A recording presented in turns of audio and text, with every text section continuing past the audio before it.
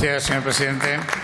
Pregunta número 238-23, relativa a las políticas del Gobierno de España y su impacto en la Comunidad Autónoma de Aragón, formulada al presidente del Gobierno de Aragón por el Grupo Parlamentario de Vox en Aragón, y para lo cual su portavoz, señor Morón, tiene la palabra. Gracias, señor presidente. Señor Lambán, ¿considera que las políticas del Gobierno de España con el presidente Pedro Sánchez al frente han sido buenas para Aragón? Gracias. Gracias, señor Morón. Señor Lambán. Señor Morón, las políticas de un Gobierno de la Nación respecto a las comunidades autónomas, yo creo que cualquier presidente autonómico, por definición, las considerará siempre insuficientes, al menos en términos absolutos. Las políticas hay que considerarlas siempre en términos relativos, en términos comparativos, y le puedo decir que, contestando a su pregunta desde ese prisma, las políticas del actual Gobierno de España respecto a Aragón han sido sensiblemente mejores que las del Gobierno anterior, y en comparación con la mayor parte de las comunidades autónomas creo que Aragón sale bastante bien parada. Gracias, señor presidente. Señor Morón. Gracias, señor presidente. Bueno, en realidad usted ya contestó a esta pregunta. No sé si se acordará, fue el 30 de noviembre de 2022 cuando usted aseguró que a España, y por tanto entendemos que a Aragón, y al Partido Socialista le hubiera ido mejor sin Pedro Sánchez, si tras la dimisión del señor Rubalcaba hubiera sido Javier Fernández el secretario general del Partido Socialista, en lugar de Pedro Sánchez. Sin embargo, al día siguiente suponemos que, después de alguna llamada de teléfono, rectificó y calificó de desafortunadas e inoportunas sus propias palabras sobre Sánchez y le reiteró su lealtad. Pero mire, vamos a hablar de datos objetivos. Vamos a hablar de inversión del Gobierno de Sánchez en Aragón.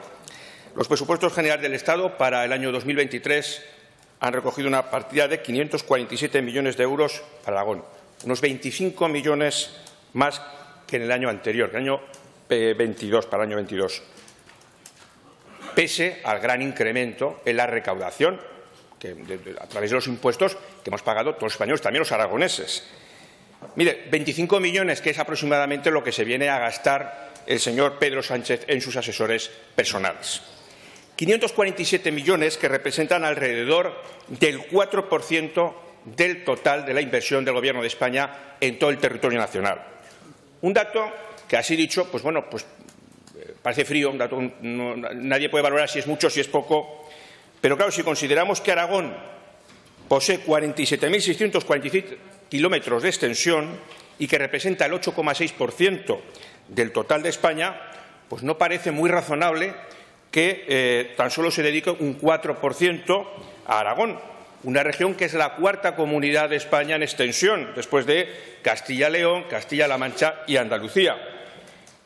Desde luego, desde nuestro partido, desde Vox, consideramos que esta inversión de Sánchez para Aragón es muy escasa y, desde luego, con esta inversión no se pueden abordar los graves problemas de vertebración que tiene nuestra comunidad autónoma. Mire, autovías.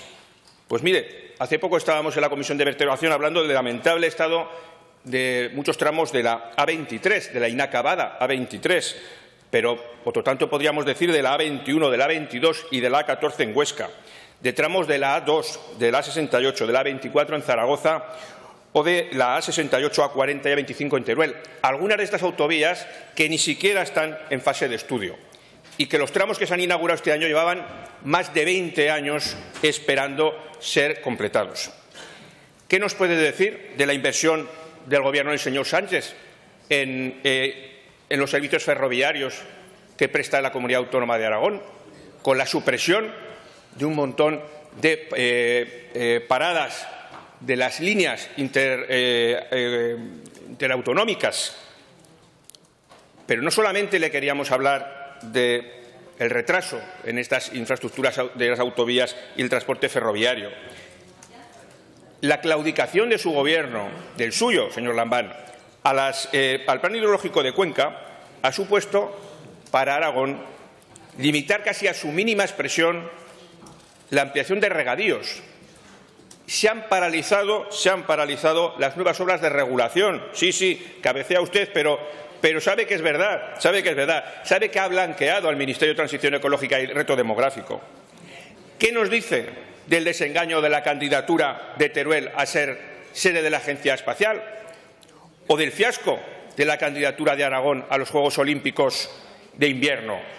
Mire, señor Lamán, esto sí que es una ópera bufa. Esto sí que es una ópera bufa. Pero, en cualquier caso, si considera que Sánchez ha sido un buen presidente para Aragón, ¿por qué lo evita? ¿Por qué no acudió a la celebración del último comité federal de su partido? ¿Fue un problema de agenda? ¿Fue un problema personal? ¿O quería evitar hacerse fotos con el peor presidente de la democracia de España? Mire, contestando a la pregunta, contestando yo mismo a la pregunta que le he realizado, desde luego las políticas del Partido Socialista con el señor Pedro Sánchez a la cabeza no han sido buenas para Aragón, porque el señor Sánchez es un presidente cicatero con las comunidades, con las regiones leales a España y, sin embargo, es muy generoso con los sediciosos y los malversadores. Muchas gracias. Gracias, señor Morón. Señor presidente. Señor Morón, acaba usted de hacer una intervención tan desconexa como la de Tamames el otro día, pero con el agravante de que usted no tiene 90 años. Mire, yo no me he desdicho nunca de lo que he dicho el día anterior, ni en la ocasión a la que usted se refiere, ni nunca. En todo caso, habré dicho alguna vez que en determinados momentos he sido inoportuno en algunas de las cosas que ha dicho. No me he desdicho. En cuanto a lealtad al presidente del Gobierno, se la tengo entera. A este presidente del Gobierno y a cualquier presidente del Gobierno de España.